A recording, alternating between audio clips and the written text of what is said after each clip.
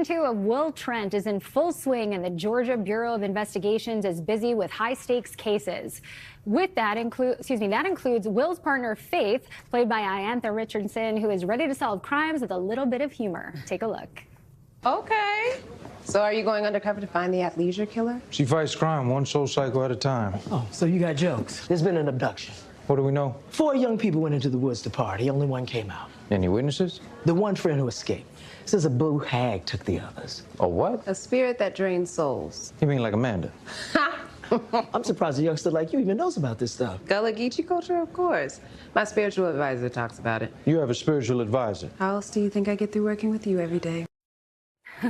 And Iantha Richardson is with me now. Welcome. Thank you. Congratulations. We are into season 2 now. Yes, the ball is rolling. Yeah, we've seen Will and Faith. Their relationship has evolved a lot since the beginning of the series. What does Will bring out in Faith, and what does Faith bring out in Will? I think Will brings out Faith's ability to empathize even more. I believe meeting him in the circumstances that they did, he literally sent her mother to lose her job at one point in life, and they have a very hasty start of their relationship, but she's learning how to empathize with people and learning that, you know, you can't judge a book by its cover, to be cliche. And I think Will is learning from her how to be a human. Like, he's a little socially awkward, but he gets a lot of humanization from her, how to speak to people, how to be kind, how to word things in a softer manner. So yeah, they get a lot from each other. Yeah, they're both great characters, and it's a great show. There's a lot of humor involved. There's great music. Why do you think it has garnered such a huge following? You know, I think it brings people together. There's something about a whodunit,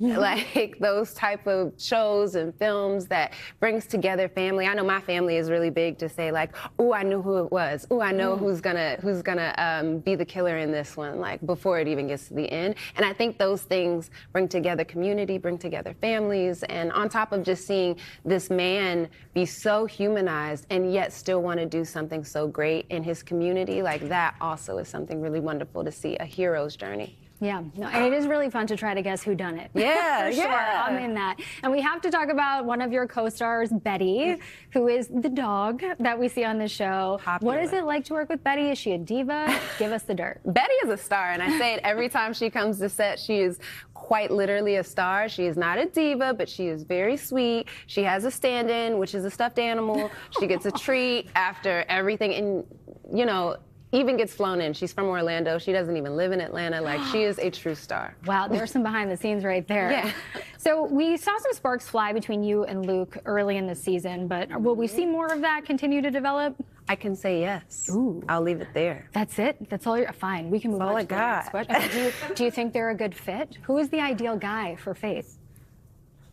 To the second question, I think the ideal guy for Faith is someone who can handle her job because she is very ambitious and business oriented, and that's all she knows. Like, it's literally in her family. Somebody who can also make her laugh and get her out of her shell because she is so business oriented. And then also someone who can handle her family because she has a very big, long lineage of strong women who are still in her life, and he needs to be able to handle that because sometimes she can't. So she needs that partner and support. All right, you heard, okay? All right, so you're also in an upcoming remake of Don't Tell Mom the Babysitter's Dead. Yes. Who do you play? I play Caroline, Rose's assistant. So she's a little bit of the arch nemesis and villain, quote unquote, in it, but she's fun. She's someone I haven't played before, for sure. And Jermaine Fowler, who's also in it, came on the show recently and said that you're filming in the original house. Is that right? Yes, we filmed in the original house, which is so dope, so crazy, so nostalgic, but we did.